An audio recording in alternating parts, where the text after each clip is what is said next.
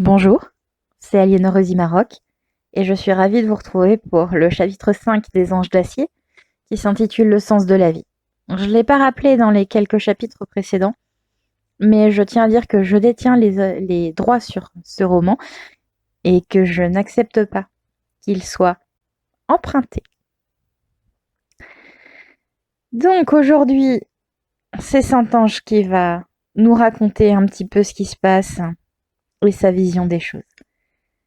Pour poursuivre sur la lancée faite avec Steelbird au chapitre précédent, je vous mets la suite du medley des Andrews Sisters en fond sonore.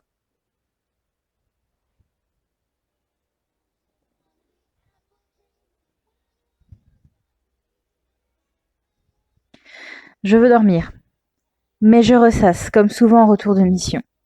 Le sommeil tarde à venir. Pourtant, depuis que j'ai commencé à voler, c'est mieux. Je vaux moins de choses. Quand Koenig m'a demandé ce que je voulais une fois la retraite effectuée, j'ai voulu retourner dans l'aviation. Je ne veux plus voir le regard d'un homme en train de mourir, ou comprendre qu'il va mourir. Et, du ciel, on ne voit plus leurs yeux, on ne voit que la silhouette. J'essaie de me convaincre que ça les déshumanise, mais ma conscience me revient de temps à autre. Même en temps de guerre. Ce que j'ai vu à Bir Hakeim me revient me hanter. Heureusement que mon brevet de pilote obtenu en 1935 me permet de ne plus combattre au sol, sauf en cas extrême, que j'espère pouvoir éviter. Et l'Angleterre est plus calme que l'Afrique. Je sais que quand je vais fermer les yeux, je vais revoir ces images de chars qui explosent, de camions qui s'envolent dans un geyser de sable, entendre le bruit des combats, les cris des gars et voir leurs regards. Comme dit Michel Thomasin, mon mécano et un camarade rencontré là-bas, je comprends pourquoi mon père ne voulait jamais revivre la guerre. Dans les tranchées, ils avaient l'eau, la boue, les rats. Ici, on a le sable, le vent et les mouches.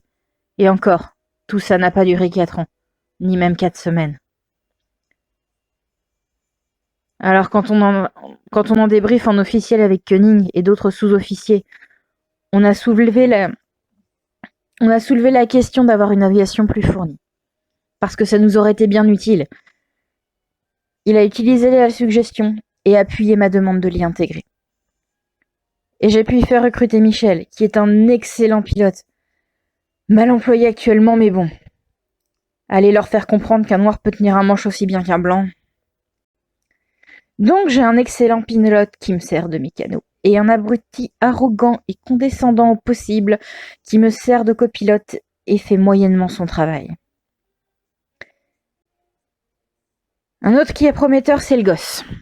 Je ne sais pas quel secret il cache, mais je finirai bien par le découvrir. Tout ce que j'espère, c'est que c'est un vrai patriote, loyal à la France libre. En tout cas, question pilotage, il a le potentiel d'un as, même s'il ne le sait pas encore. Il l'a prouvé ce soir. Il reste juste à lui faire prendre de la technique de combat, et l'expérience achèvera de le polir.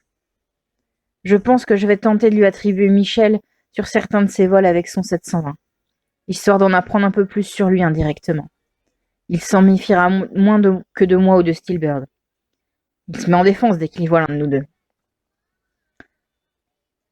Tout ça me ramène à la discussion de cette nuit avec Edmond. Lui et sa famille se mettent en grand danger pour nous fournir des infos. Surtout ses parents, qui œuvrent au plus près de l'ennemi. Et les dernières nouvelles ne m'ont pas plu du tout. Elles concernent Gisèle, ma presque fiancée. Je n'ai pas eu le temps de lui faire ma demande avant de partir en Libye, mais on se fréquentait déjà depuis quelque temps. Apparemment, elle se console très bien de mon absence, au bras d'un commandant de la Wehrmacht. Et les rumeurs dans les réseaux disent qu'elle ne fait pas que le fréquenter, mais qu'elle espionne pour lui. Alors, je peux comprendre que c'est dur de ne plus le voir depuis 2 ans, mais je lui fais passer des lettres régulièrement. J'avais même demandé à Edmond de nous arranger une petite rencontre au cours d'un passage de ravitaillement. Mais au vu de ce qu'il m'a appris, je comprends qu'il n'en ait rien fait. Non pas que je redoute la mort, elle fait trop partie de nos vies, surtout en ces temps de guerre.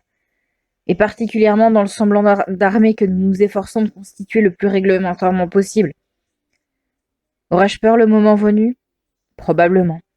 Je ne suis ni meilleur ni pire qu'un autre. La peur est saine. L'important est de ne pas la laisser dominer votre vie ou diriger vos actes. Non, ce que je crains, c'est la torture. Je ne sais pas à quel point ils seront appuyés sur mes zones sensibles, qu'elles soient physiques ou mentales. Et Bir Hakeim est un énorme point faible. Et j'en sais un peu trop.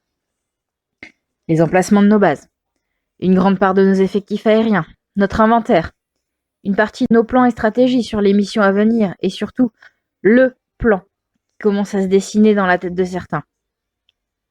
Les noms de code de beaucoup de gars sur place. Pas que les gars non plus. Enfin, quand ils ont nom. Parce qu'Edmond, lui, il agit sous son véritable prénom. Il estime que c'est la meilleure couverture puisque tout le monde a un pseudonyme. C'est son choix. Quant aux blessés à la grand-mère, je me demande quelles infos ils transportaient. Et à quel point ils sont importants pour nous.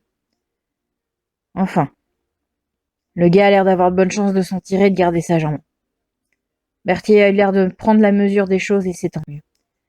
Heureusement que le porte-document était en cuir. Au moins il n'y aura pas de sang sur ce qu'il contient.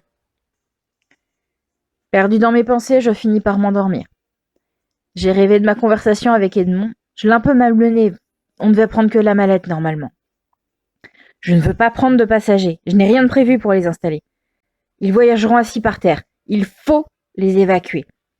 La ferme sera fouillée demain. Si on les trouve, on y passe tous. Les gars sont en train de tout nettoyer pour effacer leur passage. On a déjà un peu trop de monde pour le travail qu'il y a à faire. On n'a pas besoin d'ajouter des blessés recherchés en plus. J'ai un bleu avec moi. Ça risque de secouer. Il n'est pas en état. Il ne doit pas rester. Il faut qu'il aille à Londres de toute façon. Autant qu'il y aille en direct. Surtout qu'on n'a plus l'avion pour le faire passer en Espagne. Et ta sœur est toujours pas revenue? Bah, elle me serait utile à la base, hein. Tu sais comme moi qu'on ne la laisserait jamais piloter son avion. On l'attribuerait à un homme.